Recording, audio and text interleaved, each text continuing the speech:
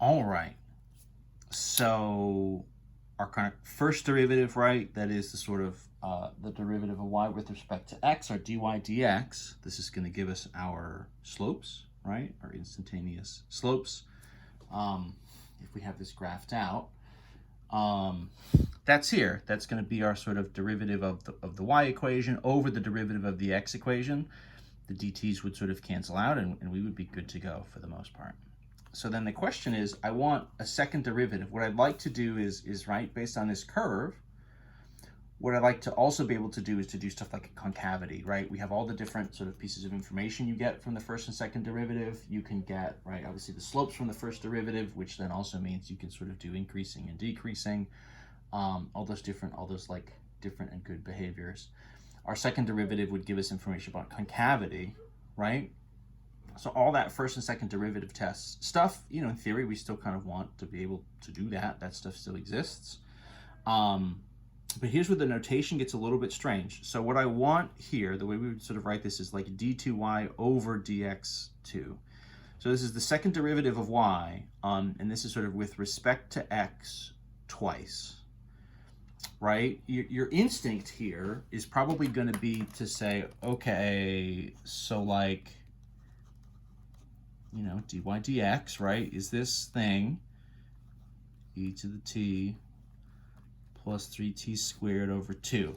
Your instinct is going to be to just say, well, just like that's the first derivative, I get a second derivative, right? I mean, I just know from rules, right? The second derivative is the derivative of the first derivative, right? Isn't that just what happens? And the answer here is, well, yeah, kind of, right? But we got to think of what the variables are here. Dy dx, the independent variable here is t. So if I like do a derivative just of that as it is, it's going to be a derivative with respect to that t variable, right? This is going to be a d dt. And, that's useful. We actually are going to use this. But what that's going to give me is what we would sort of have, d2y. And then there's a couple different ways to write this, right? d2y, kind of dx, and then the whole thing is over dt. I mean, maybe we'll just sort of write dx dt or something. I'm playing a little, again, just kind of fast and loose with some of my notations. This is just like not what we're after. I want essentially two dx's here. I want my second derivative of y over, right, kind of a double dx rather than this dx and then this dt. If I just do quickly kind of my derivative over here, it looks like a quotient, but the bottom is just a 2, right? So this derivative would be, what's the best way to write this? Maybe let's call this, I mean, honestly, it would be e to the t, right? It would just be this derivative over 2, right? And then this would be whatever, 6t. The whole thing is just like still over 2. We could write this as a 1/2 and a 1/2. How we write this is not really so important. So my issue here is I need to kind of swap this dt for a dx. Honestly, I mean, that's like kind of what I need. And so the move is going to be, right, to kind of get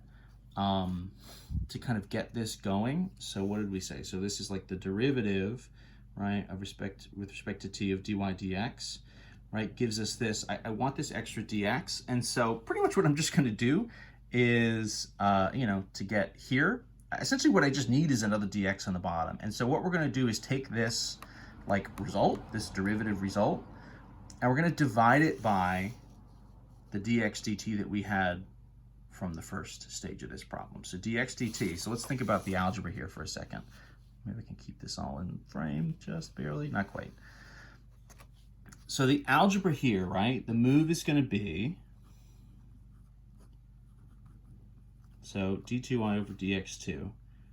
So, right, we get this kind of mess, right? So that was kind of the derivative with respect to t of like our dy dx of our first derivative. And then all I'm going to do is divide that by the original dx dt. And you can kind of visualize almost, even in this stage, the DT's canceling each other out again. We're kind of just like repeating the move that we had done before, right? In theory, this would be kind of like, you know, d2y over, right, dx dt, and then if I'm dividing by this, that's sort of a flip and a multiply, right? dt dx, you know, it's kind of multiplied by dt dx, and so in theory, these like dt's are kind of going, and this is going to get us the version we want. That's like a lot of kind of fraction flipping. That's sort of a little bit strange. There's other ways you can do this if you watch Dave's video over some of this stuff, and of course if you have Dave for Calc 3, he has a slightly different way of kind of explaining this and setting it up, which is totally fine. If you like that better, then that's great. But in theory, really all that's happening here is I'm just going to take, right, so this sort of derivative of the dy dx with respect to t, so that's right, kind of e to the t plus 6t divided by 2. So all I'm doing is I'm taking that, and then I'm dividing it by dx dt. I'm just dividing it by the value that I had up here. You get into, of course, right, now there's some different fraction stack kind of things happening, but honestly, this isn't really going to be anything more complicated than like, so e to the t, right, plus 6t over 2. dx dt, right, that was also 2. So this is essentially just going to be like times another 1/2, right? You know, over 2 divided by 2, whatever, right? I mean, this just sort of gets us another 2 here on the bottom.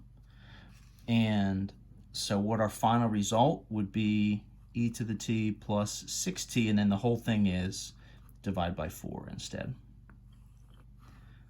So that's our second derivative of y with respect to x twice. That's going to tell us concavity, right? If we sort of sub in different values and kind of solve for this, it gives us those, it'll give us concavity in terms of the t values, of course, right? It'll give it in terms of like different t intervals. But that's fine. That actually kind of makes sense in terms of what the original parametric equation looked like when we graphed it.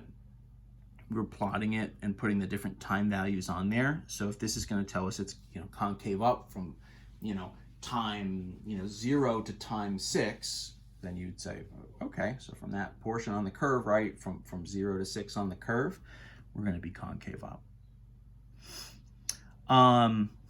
So that's kind of the basics of the setup. We're going to run another one of these just like down kind of from start to finish, so you guys can sort of see this in action again. But this is, right, finding kind of first and second derivatives, right, dy dx, finding those rates of change for a parametric equation.